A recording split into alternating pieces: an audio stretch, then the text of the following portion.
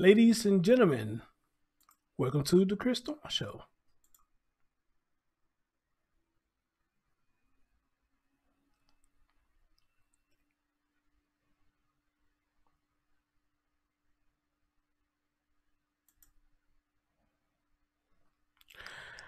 What's going on, everybody? As always, good morning, good afternoon, good evening, whenever you're watching my content. And as always, like, comment, subscribe, and share.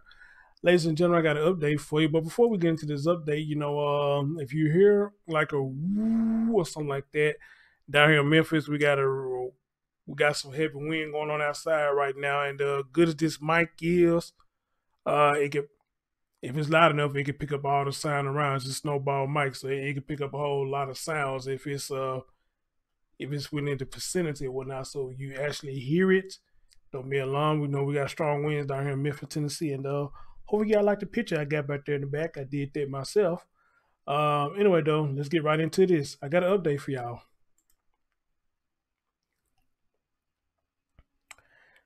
Ladies and gentlemen, take a look behind me. We all remember this beautiful child, if you've been following this story. This beautiful child you see behind me is Maliyah Bass. The meat and potatoes of the story, if you have been following the story. Maliyah Bass was reported missing, according to the mom, Sahara. Sahara claimed that she left the baby outside for a hot minute, and when she came back outside to check on the baby was gone missing. Her and her boyfriend, Travion, got on camera and put on this persona, and these fake boohooing and crying, trying to make it seem like somebody kidnapped the child and this, that, and third. But come to find out, they was the evil corporates the whole time. All right? Now, speaking of which,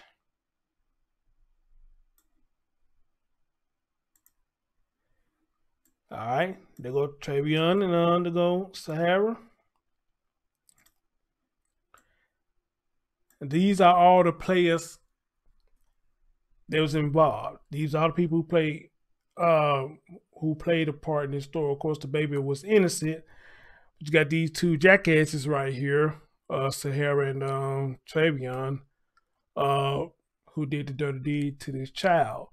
I had the pleasure of speaking with Octavius Bass on a couple of occasions. Had him on the show a couple of times. Not sure after this, is it going to be a third time or not? But then again, it might not need to be a third time. But I leave that totally up to him. If you want to come back and say something about this, considering this is an update that I'm bringing to y'all. So with that being said, let's take these people out the screen real quick. And I want to give a shout out to Tonda for you. She just sent me this story about 30 or 40 minutes ago. And this story came out on the 20th, which was Friday, just passed.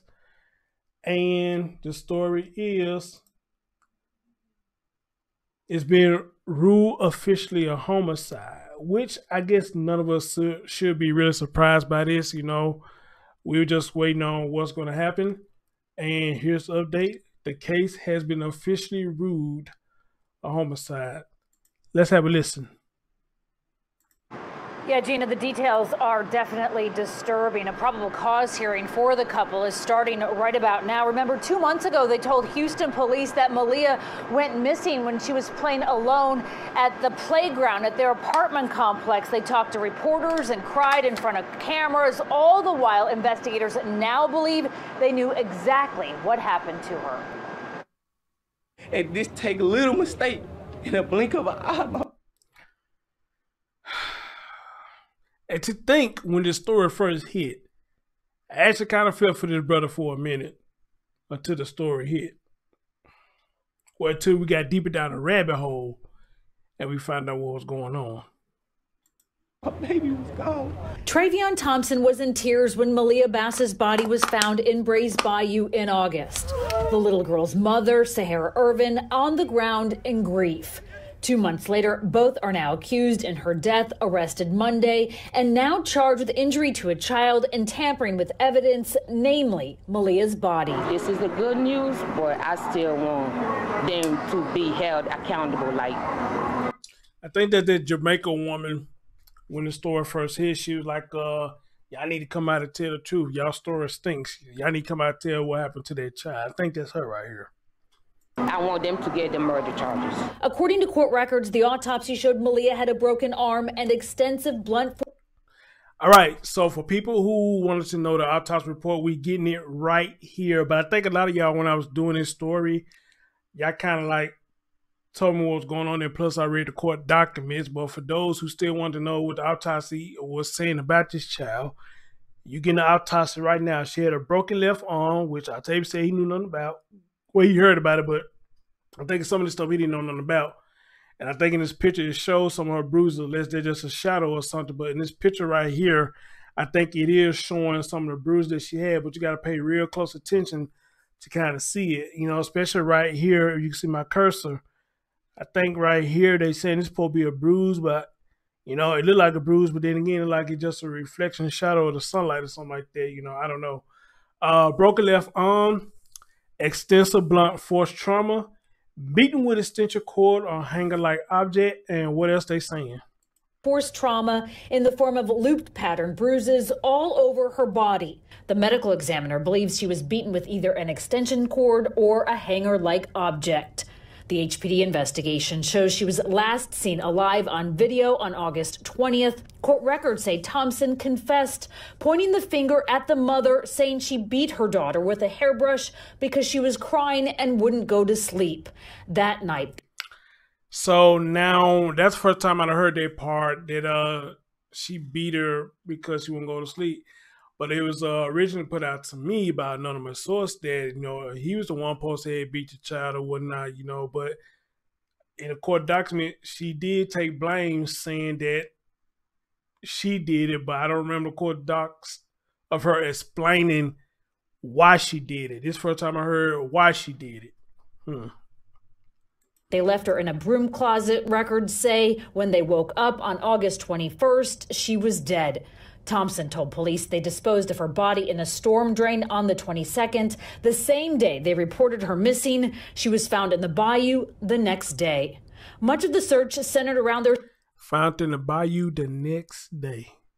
Southwest Houston apartment complex where neighbors suspected the couple early on. You were supposed to be her protector. You were supposed to protect her. And have taken the case personally in Maliyah Bass's name. That little girl didn't deserve the things she went through. She a sweetheart. She got a pretty smile. She was like an angel. Shout out to the one. All right, guys. So again, the update is her death has officially been ruled a homicide.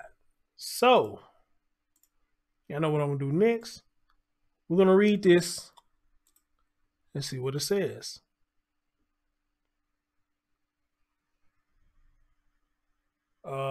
What's that? What you mean? I didn't do nothing. What the hell?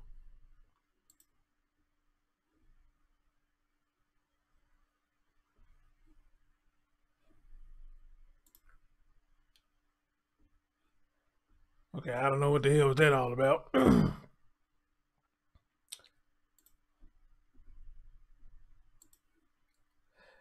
All right, here we go. The medical examiner has officially ruled 2-year-old Maliyah Bass death homicide and the primary cause of death, homicidal violence.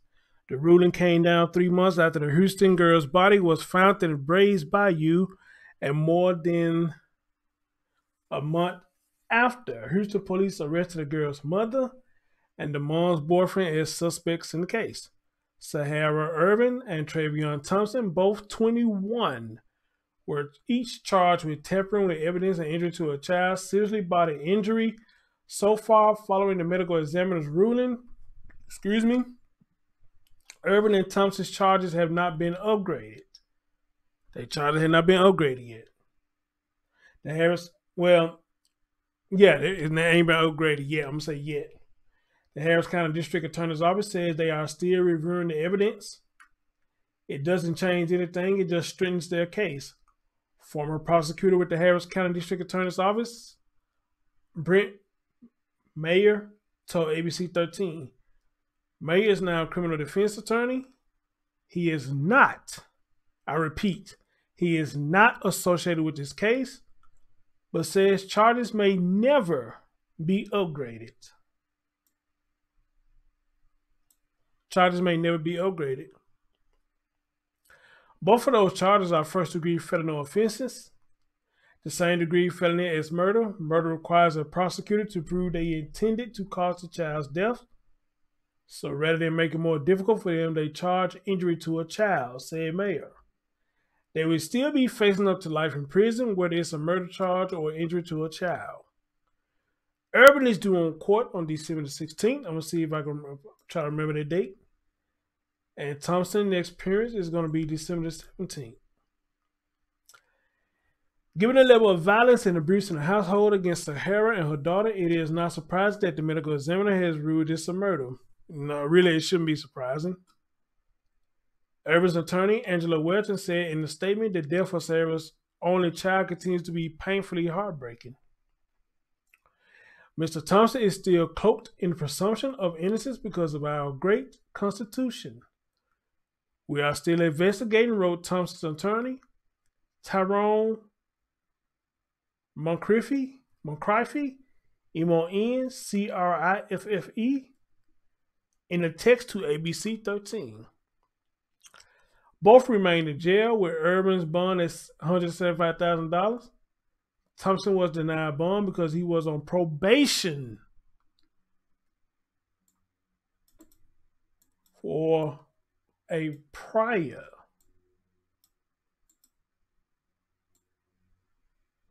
felony, according to the court records. He was on probation. I think I do remember reading that.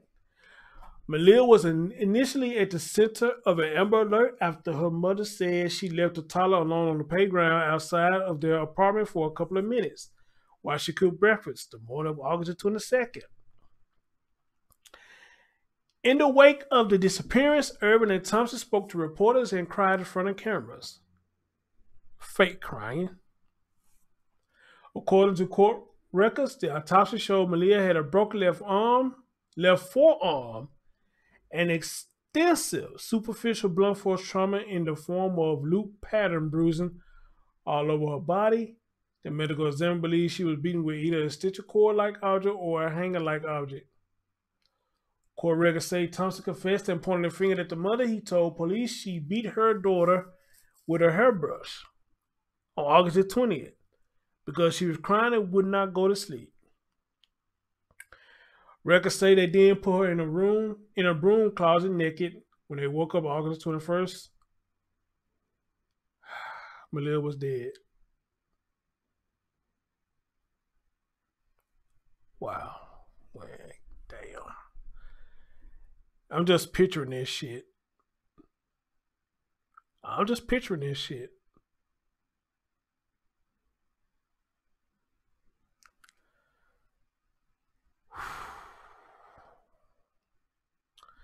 Let me continue. Thompson told police they disposed of her body in a storm drain at their apartment complex on August 22nd. Same day they reported her missing, investigators wrote in court records that they recovered surveillance video showing Thompson carrying a trash can. Maliyah was found in the Braves Bayou on August 23rd.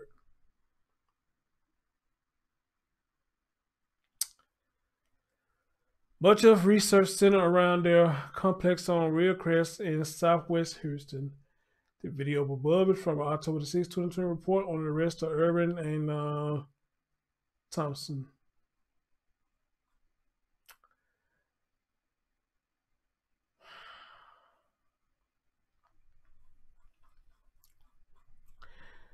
You know,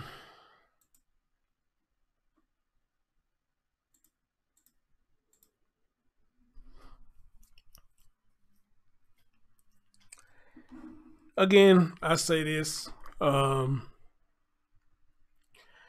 In this case, you just got babies having babies, even though they are young adults. But you know, you just obviously tell that um, they was not mature in this story.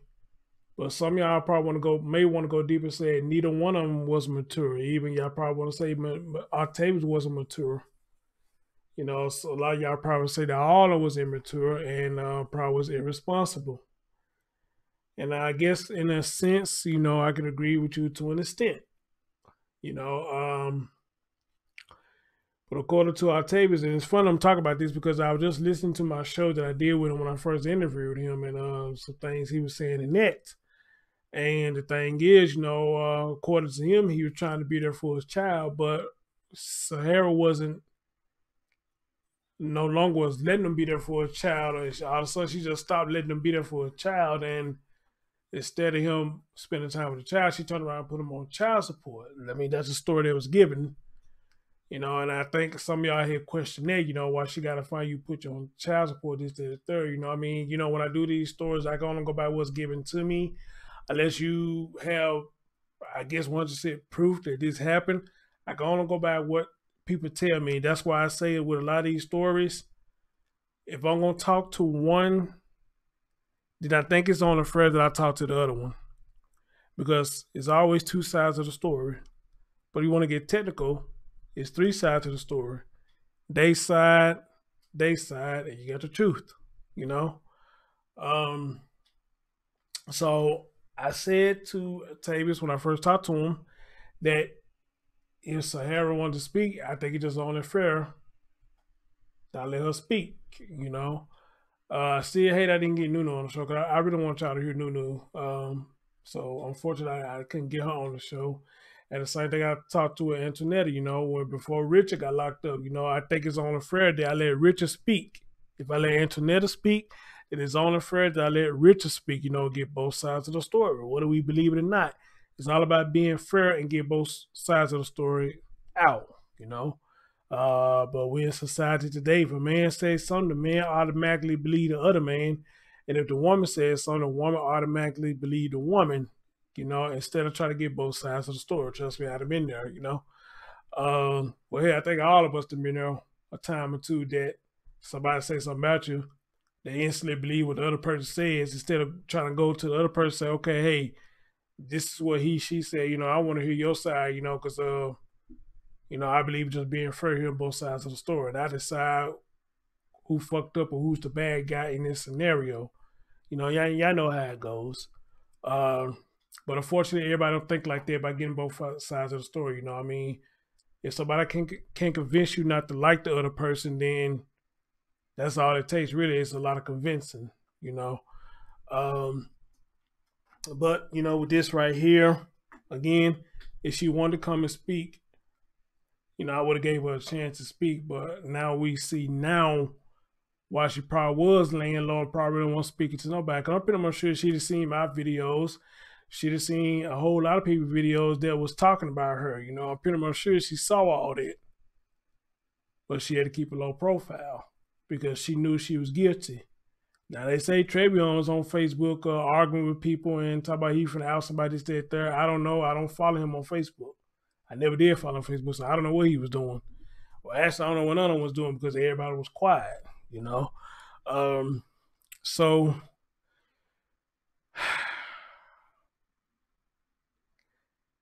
it just pained me just to read that little part right there. You know, y'all did all that to that child, and y'all locked up in a room, and 9 times 10, that's probably when y'all went to the store and then came home and didn't even give a shit. Probably got high and didn't even give a shit what was going on with the child. And then when y'all opened the door, y'all saw she was dead. So, you know, I just don't get it. Just a lot of evil in this world. We got some evil ass people in this world to do something like that, you know, just evil. They're just pure evil, you know. So with that being said, again, rest in peace to this young baby. She didn't deserve this. You know, she deserved much better than what she had gotten. Much better than what she had gotten. And not just her, for all children. All children deserves better. All of them deserves better, you know, because the goal is we want to teach them better than how we grew up. We want them to have better than what we have, you know, and unfortunately, a lot of us don't think like that now, you know. It just, we do things out of emotion now. Even hurting children is out of emotion now. You got very little people who think logical now. It's just all about emotion, you know. Fine example, the baby was crying, and the reason Sahara did this to her because she won't stop crying. She's a baby for crying out loud. I mean, what else is she doing what she's supposed to do? She's doing what she's supposed to do. She's a child. She's crying. You know. Yeah, so just reading that little part there, you know, got me kind of sad right now, man. Cause I could picture that shit. I could just picture that shit. Y'all did threw that girl in the closet like she just a piece of trash or something. Y'all just threw in the closet.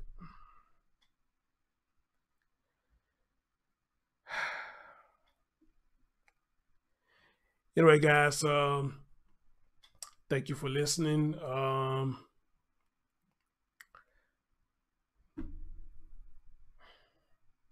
As always, leave y'all thoughts on this. Just leave your thoughts on what you think about all this. Yeah, I don't know what else to say after reading that little part. I just don't know what else to say. But if I don't see y'all again, you know, have a happy Thanksgiving to every last one of y'all. Hopefully y'all have a safe one. And I'll see y'all next time. It's your man, Chris Thorns. I'm out.